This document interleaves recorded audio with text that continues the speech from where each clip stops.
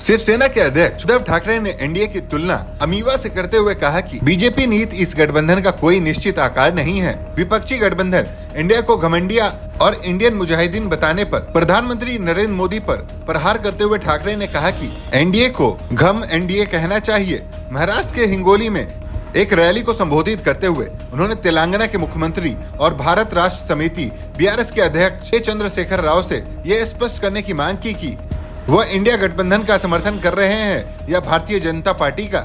ठाकरे ने कहा, इंडिया गठबंधन में राष्ट्रवादी दल हैं जो देश में लोकतंत्र की रक्षा करना चाहते हैं, लेकिन एनडीए के अधिकतर दलों में गद्दार और ऐसे लोग हैं जो अन्य दलों को तोड़कर सहयोगी के रूप में बीजेपी के साथ हो गए हैं। वर्तमान एनडीए अमीबा की तरह है जिसका कोई निश्चित आकार नहीं। इंडिया गठबंधन बीजेपी को हराएगा। महाराष्ट्र के पूर्व मुख्यमंत्री ठाकरे ने बीआरएस प्रमुख राव से यह तय करने को कहा कि वह देश की खातिर लड़ रहे हैं या बीजेपी का समर्थन कर रहे हैं। उन्होंने महाराष्ट्र की चुनावी राजनीति में कदम रखने की बीआरएस की चेष्टा का जिक्र करते हुए कहा, यदि आप देश के साथ हैं तो आप इंडिया गठबंधन से जुड़ जाइए या फिर खुलेआम बीजेपी के साथ हाथ मिलाने की घोषणा कीजिए, मतों को मत बांटिए। शिवसेना प्रमुख ने कहा कि बीआरएस को पहले अपना आंगन ठीक करने पर ध्यान देना चाहिए जो अच्छी स्थिति में नहीं है। उन्होंने लोगों से लोकतंत्र एवं संविधान की रक्षा करने के लिए इंडिया गठबंधन से जुड़ने की अपील की। ठाकरे ने कहा, विपक्षी गठबंधन प्रधानमंत्री मोदी के खिलाफ नहीं बल्कि देश की खातिर एकजुट हुआ है। आपको बता दें कि इंडिया गठबंधन की अगली बैठक मुंबई में 31 अगस्त और 1 सितंबर को होगी। ठाकरे 31 अगस्त को इसके नेताओं को भोज देंगे। उद्धव ठाकरे ने अहमदाबाद में आगामी विश्व कप में भारत पाकिस्तान क्रिकेट मैच होने देने को लेकर भी बीजेपी सरकार की आलोचना की। बीजेपी आया राम गया राम की पार्टी बीजेपी पर निशाना साधते हुए उन्होंने कहा कि उनका पूर्व सहयोगी दल आया राम गया राम दल बदलुओं की पार्टी है।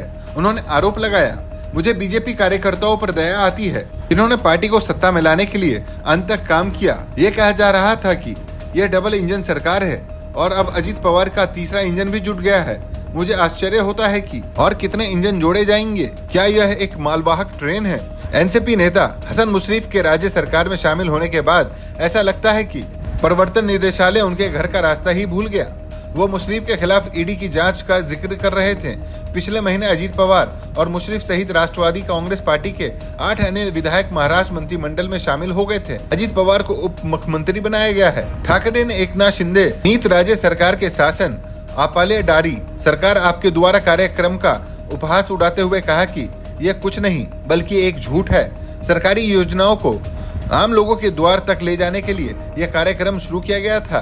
ठाकरे ने कहा, बेमौसम बारिश के कारण अपनी फसलों का नुकसान झेल चुके किसानों को अब तक मुआवजा नहीं मिला है और अब वे सूखे का सामना कर रहे हैं। एक नौकरशाह ने मराठवाड़ में किसानों की स्थिति पर सर्वेक्षण किया था और रिपोर्ट देकर सिफारिश की थी कि हर किसान को 25,000 रुपये मुआवजा दिया जाए, लेकिन उस नौकरशाह को स्वैच्छिक सेवानिवृत्ति के लिए मजबूर किया गया।